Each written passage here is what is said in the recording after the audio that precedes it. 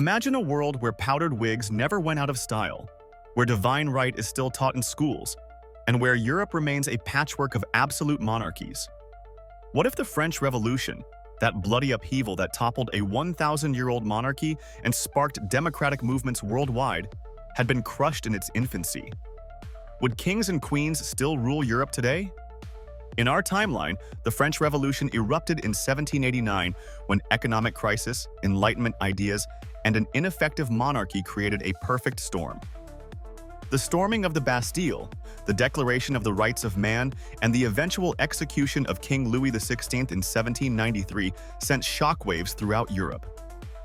These events inspired revolutions across continents and permanently altered the relationship between rulers and the ruled. But what if it had failed? What if King Louis XVI had been more decisive?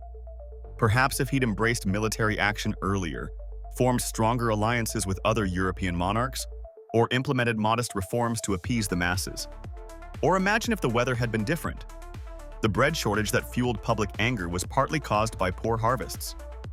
Better weather, better harvests, less hunger, perhaps no revolution. The immediate effects would have been dramatic.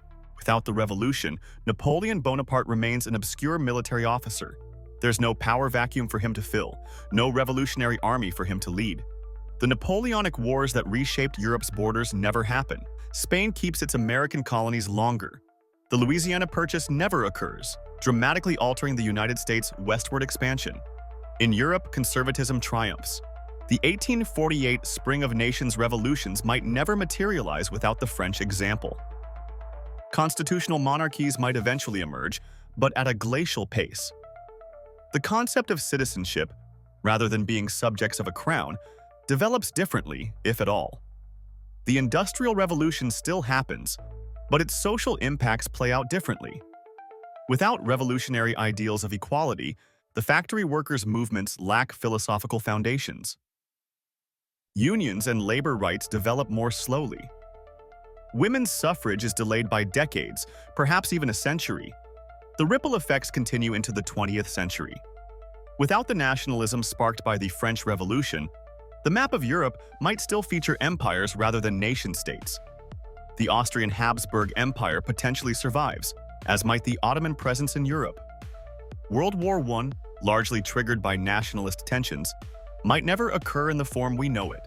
Without WWI, there's no Russian Revolution in 1917. The Romanov dynasty potentially continues to this day. Without the chaos of post-WWI Europe, fascism doesn't find fertile ground in the 1920s and 30s.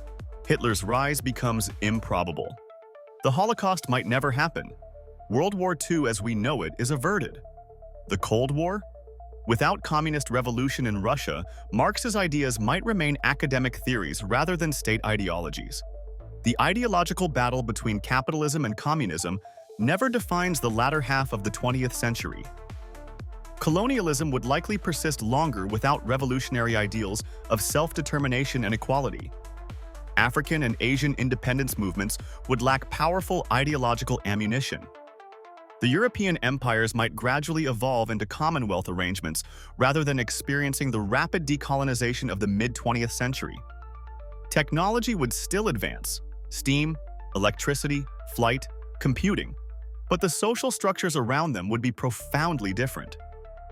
Perhaps monarchy adapts, becoming more constitutional, more ceremonial.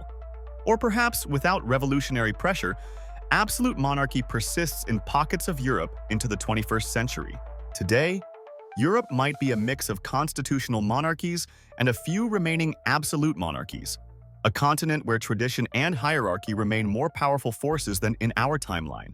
Democracy, if it exists, might be limited to property owners or certain classes. Divine right might still be invoked in some countries' constitutions. Would your life be better in this alternate world? For the privileged, perhaps. More stability, more tradition, clearer social roles.